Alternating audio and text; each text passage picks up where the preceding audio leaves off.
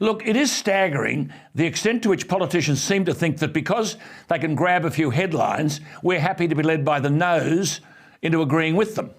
I mentioned last night this Indigenous Voice to the Parliament, the Albanese government wanting to alter the Constitution to include a component based on race. There's no other way of saying it. But of course, many in the media rely on government for their stories.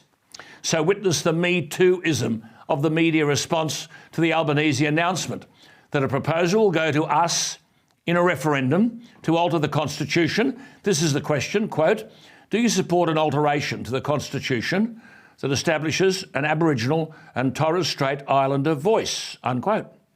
No detail as to how this thing will work, who will be on it, how they'll be chosen and what will be their function. But does the Albanese government really expect us to accept that a racial classification should be added to the Constitution? Does the Albanese government think if we object to this, we're therefore racist? Does the Albanese government think that the bulk of Australians want racial categories added to the Constitution? And are we now going to suffer intimidation and vilification if we dare to oppose the so-called voice?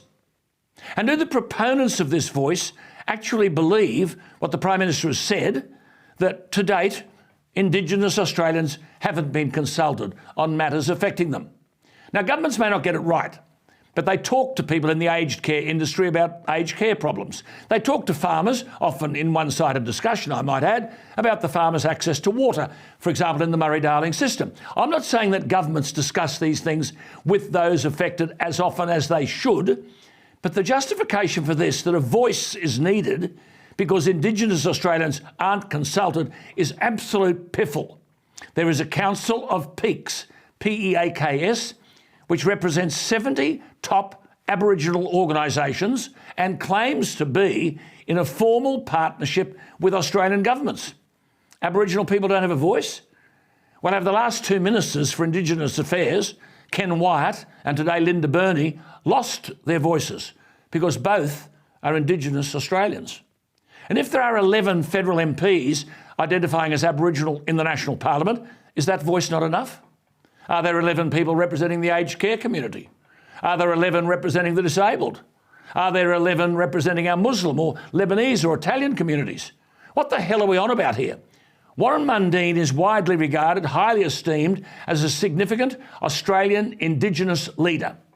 He wrote today something quite simple about this campaign to enshrine a First Nations voice in the Constitution, when he said, quote, the campaign is championed by Australia's elites, including corporate Australia, media figures and Aboriginal academics.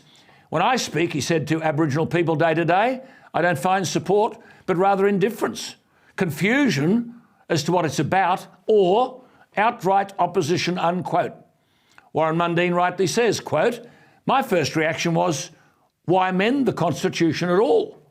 The Commonwealth Government already has power to create Aboriginal representative bodies and has before, including the National Aboriginal Consultative Committee, ATSIC, and the National Congress of Australia's First Peoples. It could legislate, he said, tomorrow to create a voice.